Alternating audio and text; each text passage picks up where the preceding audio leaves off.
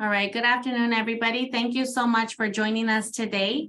You are here with our CSI County Collaborative, which includes San Bernardino, Orange, Imperial County, San Diego, and Riverside County. We've been working together for quite a while to come up with different strategies and tools that we can use to help our districts all across our state of California.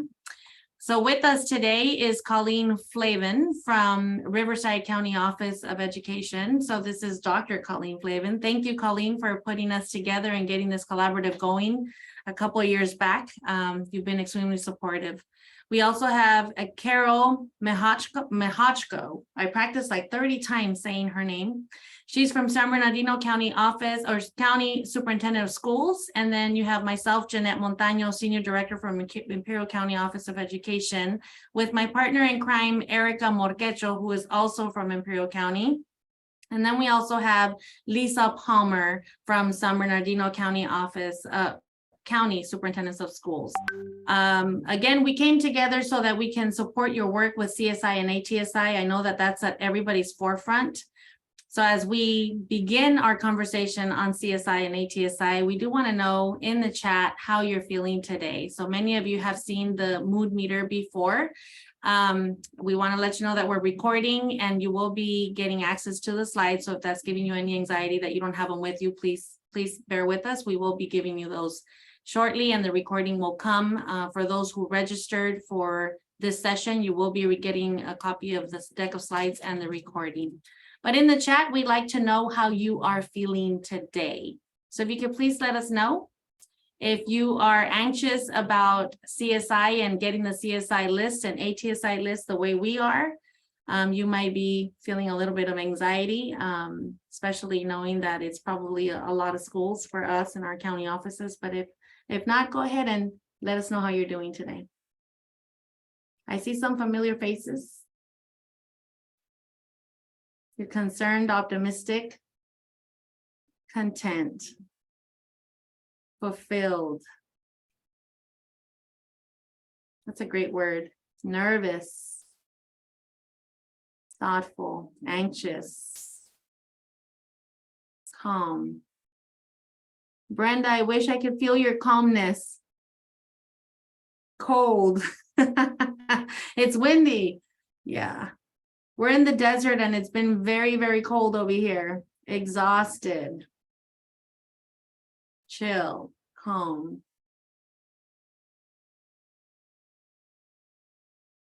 Energized. Robin Bates. That's because you have a new position, Robin. She's so excited working with LCAP.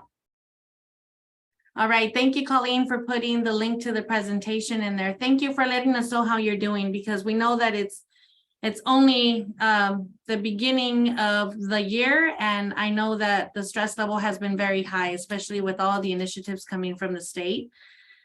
What are the outcomes that we want today? What's the reason that we're here? We basically want to explain the CSI and ATSI eligibility and the exit criteria, because things have changed a little. Okay, we also want to explain the requirements. How is it that a school site triggers for either CSI or ATSI? And then we also want to take advantage of this moment to give you access to a network of colleagues that really are focusing on improving their school sites, which is why we're going to ask that you please take the time to click on the link that Colleen added to the chat so that we know who's in the room. She will use this information to send out emails and updates and anything that we share with this particular group. We need your access, so your email, your name, your title, where are you from? Please click on that link and we'll give you maybe 2 minutes to get that done real quick.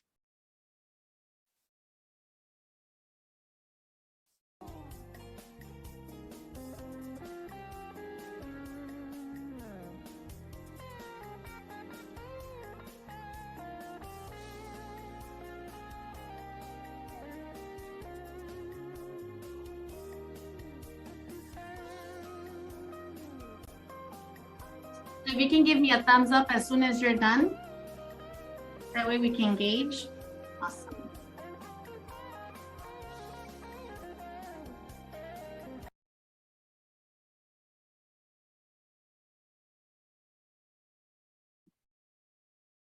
Thank you so much.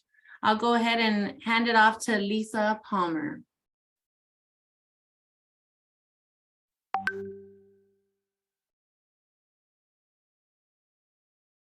Hi, Lisa, I think you are muted.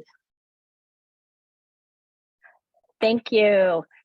Good afternoon, everybody. It's a pleasure to be with you today. I see a lot of names and faces are familiar, and I am happy to be able to be here with all of you today. So how does a school become eligible for comprehensive support and improvement or additional support or additional targeted support and improvement? We're going to review that with you today and hope you will gain a better understanding. And briefly, just a reminder that this is a federal accountability system. And in order to identify schools for CSI and ATSI, the state of California uses the dashboard, which is part of their California accountability process. And federally, the system came about from the reauthorization of the Elementary and Secondary Education Act when President Obama signed Every Student Succeeds Act. And that's enough of that federal background because Carol's going to go into that more fully later. And let's get to why we're here today. So eligibility for CSI and ATSI is hierarchical. Schools are only eligible in one category in any given year. And the hierarchy begins with a review of all schools that have graduation rates. Any school whose graduation rate is below 68% over a 3-year average is eligible for CSI low graduation. And for the next level of eligibility, only Title I schools are considered to be designated as CSI low performing. But before we delve into the criteria that will lead a school into being identified as low performing, we're going to review the changes for the Dashboard Alternative Schools status, otherwise known as DAS. So in the past, the state applied several DAS modifications, but the U.S. Department of Education did not accept California's appeal to continue with these modifications. So first, the graduation rate was modified from what it used to be, which was calculating the rate from a 1-year 12th grade cohort of students on the bullets that are listed on the slide to what is used this year on the dashboard. And that is the rate is calculated on a 4 or 5-year student cohort who earned a standard diploma. And this is similar to how the graduation rate is calculated to traditional schools. The second modification that will no longer be applied is from here on out, DAS schools will no longer have modified cut scores applied to the ELA and math SBAC for calculating the academic indicators. And those are the two major differences. Now, the college and career indicator is not included in this year's dashboard, but will be added again next year when their data is available. So during September's State Board of Education meeting, some short-term options for the 2022 dashboard were approved to reaffirm California's commitment to the DAS program.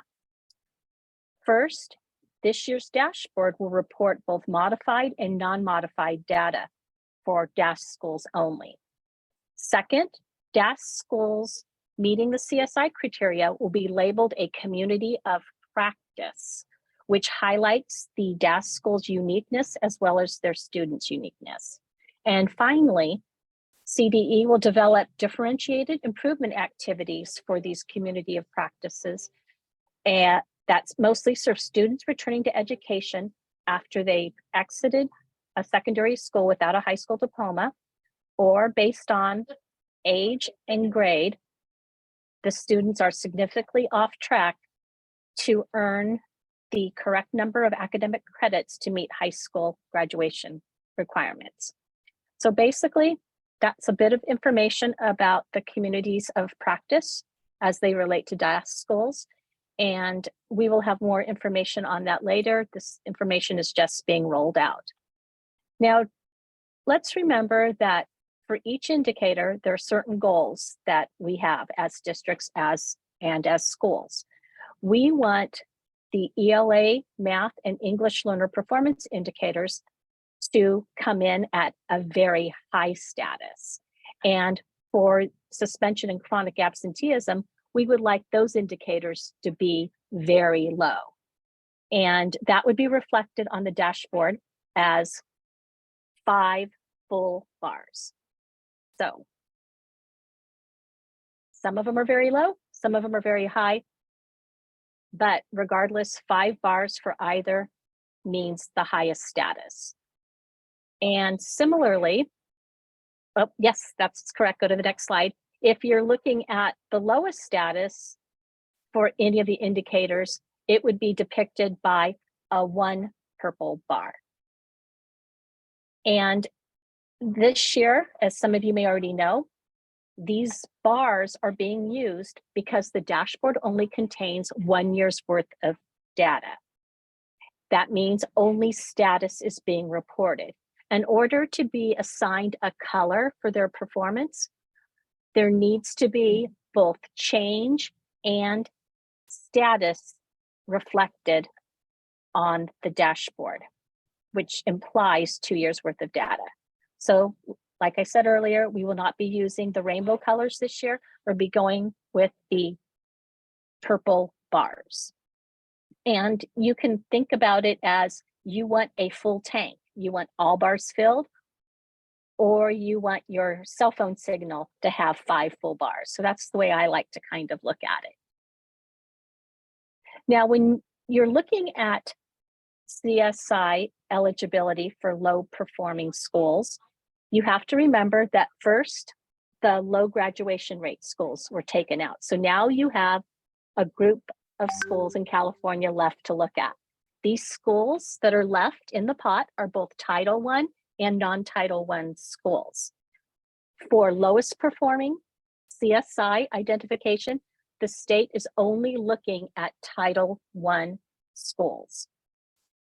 And on the left side of the table, you see the indicators that were used in past years, and that will again be used starting with the 2023 dashboard. And on the right side, you see what is being used as the criteria for 2022. Please note that for CSI low performing eligibility, Title I schools at the all students level is considered.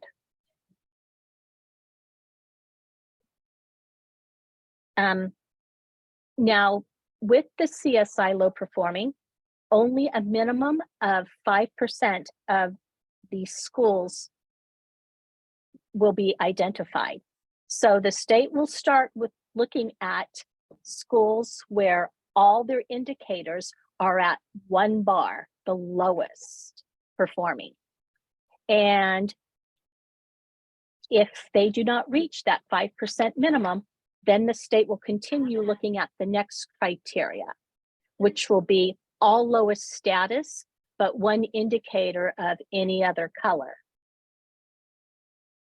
The state will stop identifying low performing CSI schools at that point if they've reached the 5% minimum. If they have not, they will go to the last criteria, which is where 5 or more of the indicators where the majority are at the lowest status. It's anticipated that this year, it's possible that the state will reach that minimum of 5% on the second criteria and won't reach that bottom row of the table. And at the bottom of the table, you're reminded what lowest status means for the indicators. So that is how CSI low performing schools are determined. So now we've identified your graduation rate, your low performing schools. So all of those schools have been identified for CSI. You have a pot remaining. In this pot that's remaining, you have both Title and non-Title I schools.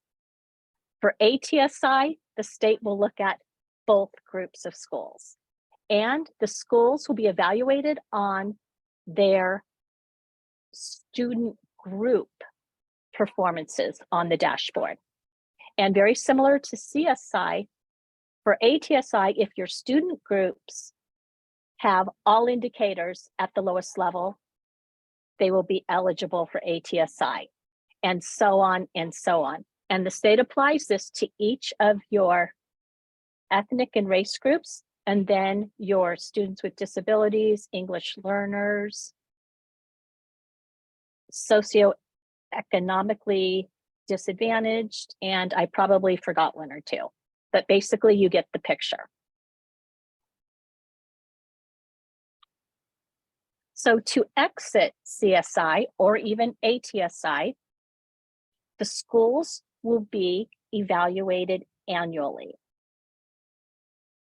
And they will look at the reasons that made the school eligible for CSI or ATSI to see if they qualify to be removed. Some caveats are that for low performance, if the state indicator that a school receives is orange or better, there'll be an additional verification or check to ensure that the status number is at least 1/10 of an improvement over the prior year's school. And just remember, in order to be removed as designated CSI low performing or ATSI, you have to improve in the same on the same indicators that, and with the same student groups that got you into those two categories. And then finally, a school can be removed from CSI, low graduation rate, only if it has a 3-year combined average graduation rate of 68% or above. Now, there is federal funding available to support CSI efforts at schools and at districts, and the district would need to apply for this funding, or the charter school, if it's the charter school in CSI, but there's no funding available additionally for your ATSI schools. But regardless, both CSI and ATSI schools must write plans. And Carol is here to tell you about these plans. Good afternoon, everyone. Again, my name is Carol Mahachko. I'm coming here to you all from San Bernardino County. Thank you to my other San Bernardino counterpart, Lisa. She had the very technical piece about the eligibility, and so it gets a little bit tricky, especially because we're status only this year. The good news on the requirements, I think, are a little bit clearer, and they haven't changed since the start of this program. So a little bit of background. So as Lisa had mentioned, this is federal. We only have one accountability system in California. Some of you might remember the days when we had both API and AYP.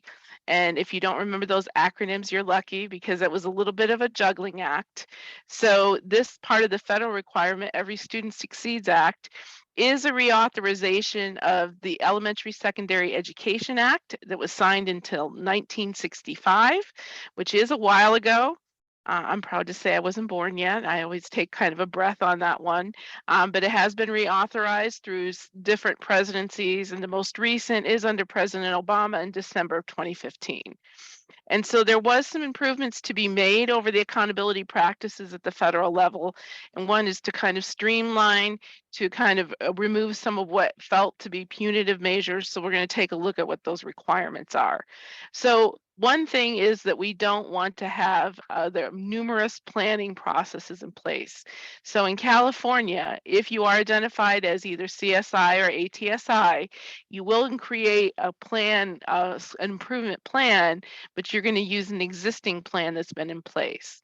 And that in particular was state legislation AB 716 that changed the name of a plan that you still probably call as a SIPSA, Single Plan for Student Achievement, but it was renamed to be simpler and to focus on student achievement, known as the School Plan for Student Achievement. And they wanted to update the statute to include the plan and stakeholder engagement process, as well as to address some federal planning requirements. So just as I had mentioned, under ESSA.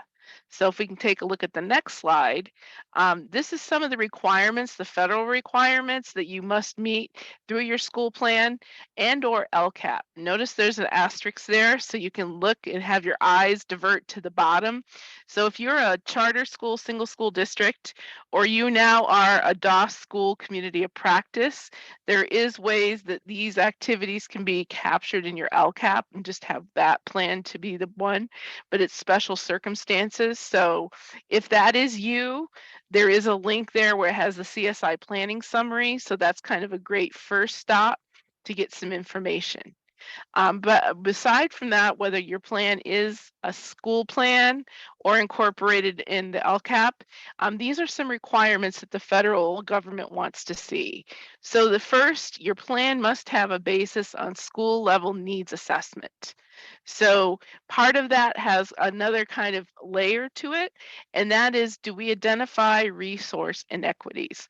That's a relatively new term for us because when we did school planning in the past, we didn't necessarily look at, here I am, if I'm in a district and I have 5 schools, how do I make sure that there are no inequalities or inequities? So we might have a process of, giving each site, based on their Title I numbers, the Title I dollars based on that. But are there other resources that these schools might be low performing because there are inequities that exist? So there needs to be somewhere in that school plan that addresses this. And as we go through these slides, you will see towards the end, we do have some tools as a collaborative that can help you on this journey. The other thing that's been a big change, if we can go back to the slide, is that we do have to make sure that our actions are evidence-based interventions. Under No Child Left Behind, we were always looking for the research basis, and now we're looking for the evidence. So that's kind of the key pieces, as well as for all plans with this in particular, even though it's not bolded, how important it is, though, that we monitor and evaluate our implementation as well as impact. So on the next slide, it does show what that timeline can look like as far as for approval process. So even though when you write your school plan as a site leader, you may not realize that your plan actually does get approved. So that usually goes through some resource person at your district office, sometimes a categorical director, and I used to wear that hat. It might go through your educational services department, and that plan is taken to your board, and the board approves it each year. Basically, when you are CSI, there's another layer of improvement. And so your district, and if you are new to seeing LEA, that's local education agency, which is just a district, they write in their LCAP towards the beginning of the plan, there are actually 3 prompts that address how does the district support those particular school sites that are identified CSI. How do they monitor and evaluate? So essentially, when the county office approves the LCAP, they inclusively also are approving those LCAP prompts. And if we go to the next, it actually addresses that. So this is the district homework essentially that they will write in the LCAP, the schools that are identified, the support that they do provide, and then the monitoring and evaluating of effectiveness. And just as a side note, it is important to know that again, that CSI planning summary list does kind of talk about for those DOS community of practice, which is a relatively new term, and we're still getting information on how that can be addressed in the LCAP. So the hope is that basically when the district is addressing these prompts, that they specifically will call out some of the actions or activities that are included in the school plans and how that is working towards helping those students and moving along the improvement process. So if we look at this kind of final slide, this quantifies a little bit with the egg code that's here. And it basically says the superintendent of the school district shall. And if you watch any legal shows or know read legalese, shall is a strong word, meaning we must do review school plans submitted, and then ensure that the specific actions included in the LCAP or annual update are consistent with the strategies in the school plans. So that arrow just shows that we need to be able to see some alignment. So even though the school plans aren't going up to the county to the review, and they're working on behalf of the state of approving the LCAP, that there is that connection between what the sites are writing in their what now is known as a school improvement plan. It actually kind of changes in its purpose, no longer just being a simple school plan, but efforts on that you're putting towards that school improvement focus.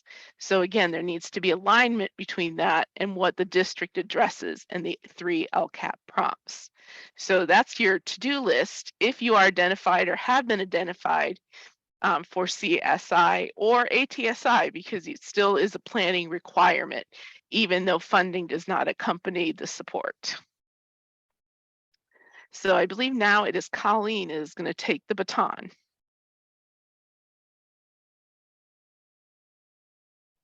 Thanks, Carol. And as Carol did such a great job impressing the importance of plan alignment, especially between the LCAP and the CSIs and the CSIs and the LCAP, it is highly recommended, if at all possible, that the CSIA review is done prior to the LCAP process, so that the CSIs can really feed themselves into that LCAP development. And many of our efforts here at the CSI COE Collaborative have really been focused on creating resources like this timeline here about when and how to start planning to meet your CSI and ATSI plan requirements. So if we look at this proposed timeline, we can see that we're just about in February, and typically CDE releases their official eligibility files by this time. We're hoping that the official notification goes out soon, but we have a general idea or some estimates of which schools are likely to be eligible for CSI and ATSI at this time of the year. But we also have our current CSIA, the 22-23 CSIA happening. So as we're implementing our current plan and revising our current actions and expenditures with our school site council, it is a perfect time to assemble our improvement planning team around the upcoming school year, so into the 23-24 school year. We recommend that at this time, teams start compiling their data for plan development, both local data, dashboard data, qualitative data, and other data that is unique and specific to the eligibility of the school. Around April and May, many of our schools generally are in the plan evaluation of our current year's CSIA. So we know that we need a real great solid annual evaluation to help us draft our upcoming school year's CSIA. So at the same time, the team is engaging in planning activities. They're connecting with their educational partners, seeking feedback, seeking guidance, including school site council, conducting a comprehensive needs assessment inclusive of a root cause analysis, identifying the inequities within their school system that will be included in their CSI or ATSI plan that's integrated into the CSIA, and looking at possible evidence-based interventions, not only to address the root causes associated with each indicator, but also to address the inequities within the school system. At this time, typically district or LEA partners are developing processes to monitor and evaluate the plan to support improvement and or drafting those LCAP prompts that will go into, or the LCAP CSI summary prompts that summarize the support that's happening at each of the identified schools within the district. around May and June, the planning activities for the CSI plan may still be occurring.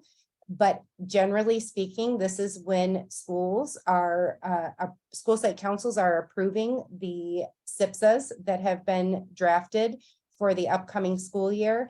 And in tandem at the same time, district governing boards are adopting the LCAP. So again, going back to Carol's beautiful discussion around the importance of the alignment between the district and school plans, this May-June timeline becomes very important.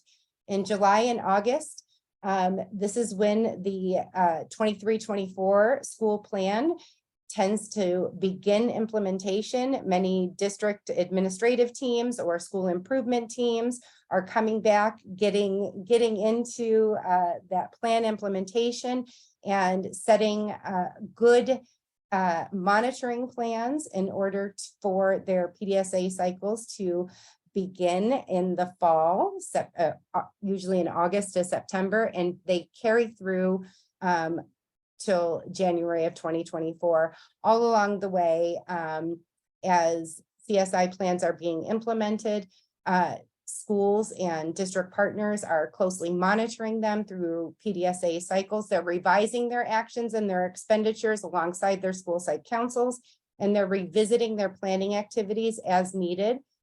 Oftentimes, schools are adapting or adopting or even abandoning actions that may or may not be working to improve student outcomes. Quite a bit of planning going on, and Erica is going to take this timeline and talk about what that looks like when you're using improvement.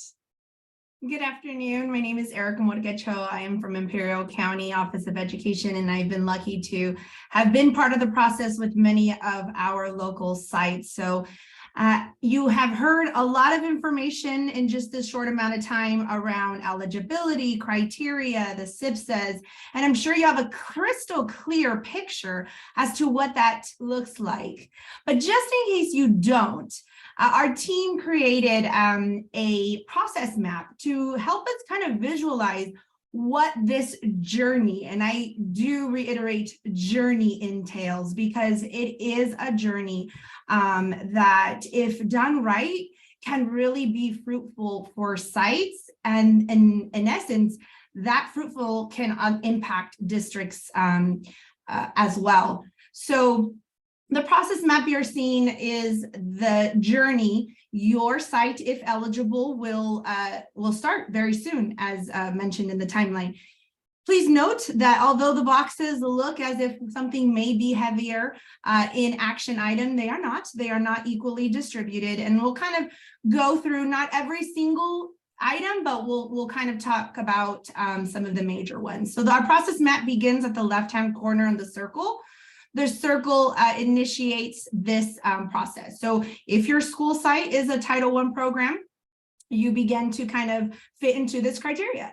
And as you mentioned, as you heard earlier from Lisa, depending on the criteria, if you meet eligibility, the LEA will notify you as soon as we get that list out, which we're all kind of waiting for.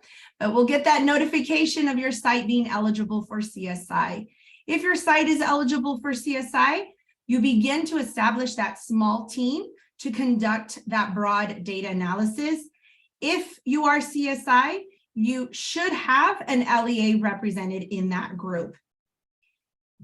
That group then begins a data analysis of all indicators that led to that eligibility. So if you were met eligibility because of graduation, then you want to kind of start looking at what does that mean? What are we looking at? If you met eligibility because of low performance, you want to start beginning that conversation and determining a focus area.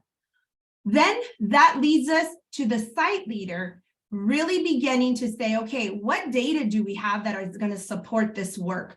Not only our dashboard data, but what other comprehensive data can our site provide so that we can have really honest conversations about what's happening at the site. The next piece is important. That site leader is going to establish a good team. a good representative of their site. So thinking about your SPED, thinking about each of your grade levels, who's at the table. And what we always recommend is you want somebody that's going to be there throughout the entire time. You don't want somebody coming in and coming out, being absent here, being absent there, because the goal is that you have really rich and transparent conversations. And you know that if you're not always present in the conversations, you're going to miss important details. And when you come back to that conversation, it kind of it doesn't set the importance in the work, and then it becomes a checkoff list. So you really want to think about who is going to be on that team. This next box deserves to be the whole page. Because this is where you are those two boxes, establishing your team and beginning that data analysis, and then looking at that analysis and really talking about what is our data saying? What is our data not saying? You want to start looking at what are our resource inequities that are surfacing at our site. And many times when the conversations are transparent, you begin to realize that sometimes the resource inequities are not about, putting fiscal monies where they should go, but it might be resource inequities in your distribution of support, whether or not SPED has access to grade level meetings. And that's where you begin to kind of surface possibly some problems of practice. So that leads to then what your findings, what is your problem of practice? If it is not clear, then you might need additional data. Then you might have not brought in the data that is necessary to kind of get to that clear, definitive problem of practice. And so you might need to restart, go back and look for more data, and then bring it back to your data team, and then continue to reveal as much as you can, which is why we say that these boxes are not evenly distributed, because that can take some time. During that data analysis, through our journey here at our county office, sometimes that can take 2 to 3 days, depending on the data that is presenting and depending on whether or not conversations are happening around that data. But let's assume you're good to go. You have a problem of practice. You begin to develop what is our problem of practice. You continue that root cause analysis of now that identified problem. So again, you begin to dig deeper around that problem of practice. Once you've come to your root cause, that means like, this is it. This is what we believe can be an issue and why we are getting the results that we are getting. You begin to establish an aim statement. So what do we want? What do we want out of this? So we know that this is happening. We know that these are some problems that we're facing. What are we going to do about it? How are we going to address it? My colleague, Carol, mentioned one of the items that we need to identify is evidence-based interventions. This seems easy, but sometimes what we think is evidence-based interventions, when verified, becomes an intervention that is not evidence-based. And so you really want to take a look at what is your root cause? What are you aiming for? And what intervention is best going to support that turnaround in your system? We have it as your next step is that documentation of your CSI. But we know that this might not be happening as the next just checkoff list. It might be happening simultaneously within your process, but really getting to your CSI now. What did you investigate? What has surfaced? What evidence-based intervention has your team selected? And then you run it. Is it going to work? You begin to implement. You design it, you record it, you run your PDSA cycles for implementation of that intervention, and you collect your evidence. You bring it back to the table and discuss. Is it giving us so far the desired outcome? If it's not, then you bring it back to the table. And this is why it's continuous improvement. It's not working, bring it back to the table. What else can we do about it? But in the perfect world, it is. And so then what's next? You go into continuing and monitoring that in your PDSA cycle. You've done wonderful work. Everything is great. You get to exit. your school exits CSI or ATSI eligibility, or you continue to work. You continue to work, you bring it back to your table. What data do we need? What else do we need to do? And then the cycle continues. I think the thing that we can stress most in the journeys that we have is really coming into the table, wanting to know deep about your system, wanting to know what is really going well in your system that you can capitalize on, but really having transparent conversations on what is not, and so that the work that you put into this process really gives you your outcomes, your desired outcomes, and obviously for that student achievement.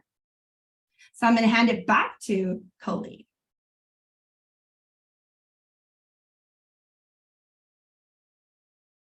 I think you're muted. I am. I think Jeanette keeps muting us all the second we're done speaking because she's being such a great driver. Thank you, Jeanette. CDE has a wealth of resources available to remind us of the grant reminders associated with CSI. This is a snapshot of our 2021 eligibility reporting dates, and as soon as they release the files for our current dashboard, the 2022 dashboard, there will also be an image just like this. All CSI grants follow the same timelines, but they overlap school years. So as you can see here, our current for our schools that are currently eligible, that grant does not end until September 30th, 2023. However, our current grant for the 2022 dashboard will usually begin sometime in March. So there'll be an overlap for schools that are eligible and schools that remain eligible.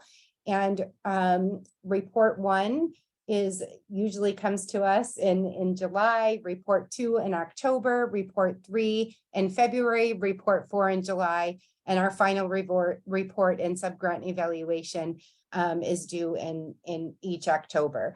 So we like to remind people of this reporting process because for those of us who are responsible for updating our expenditures in the grant management and reporting tool, we like to use this as kind of a one-stop shop to remind us on when we need to submit our expenditures. Recently at Riverside County Office of Ed, our team did a self-study, and we were able to garner voices from the field who have experienced CSI as related to developing their school plans, implementing their school plans, monitoring and evaluating. We did surveys of district and school leaders, empathy interviews of district and school leaders, and used both qualitative and quantitative data to analyze the implementation and impact of their CSI plans. And overall, we found that district and schools really value an individualized approach because CSI and ATSI are so unique to a specific school's needs or context. It was important that the support provided to schools and districts really be customized to their context, to their needs, and to their unique improvement journey. Schools and districts found that prioritizing their problems or prioritizing their areas of need for plan development and implementation was keys to developing high quality plans. Our respondents indicated that progress monitoring really must be planned and executed in a very consistent and ongoing manner. And they found the greatest success when teams collaborated around the improvement process and there was strong alignment between LCAPs and CSIs. There is a link to the CSI self-study in this slide deck, so please feel free to take a sneak peek at that. And I will turn it back to Jeanette to close us out. Thank you, Colleen. We do want to talk about next steps, right? You heard a lot of information. It's a lot, especially when you look at the process map. You're probably thinking if you've never been part of this process, it can be overwhelming.